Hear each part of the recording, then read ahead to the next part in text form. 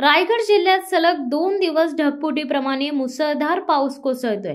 सखल भागात ठिकठिकाणी पाणी साचलंय। मुसळधार पावसाचा जोर वाढल्यामुळे जिल्ह्यातील रोह्यामधील कुंडलिका, खालापूरमधील पाताळगंगा नदीने इशारा पातळी ओलांडली, तर तिकडे नागोठणेमधील आंबान नदीने देखील इशारा पातळी गाठली आहे। पुढील काही तासात पावसाचा जोर वाढण्याची शक्यता हवामान विभागाकडून वर्तवण्यात आली आहे। त्यामुळे आज शाळांना देखील सुट्टी जाहीर करण्यात आली आहे। जिल्ह्याला आज ऑरेंज अलर्ट असल्यामुळे किनारपट्टी भागातील मच्छीमार आणि स्थानिक नागरिकांना घरीच राहण्याच्या सूचना देण्यात आल्यात। जिल्हा प्रशासन सुद्धा सतर्क झाले। शिवसत्ता टाइम्स न्यूज ब्युरो, रायगड।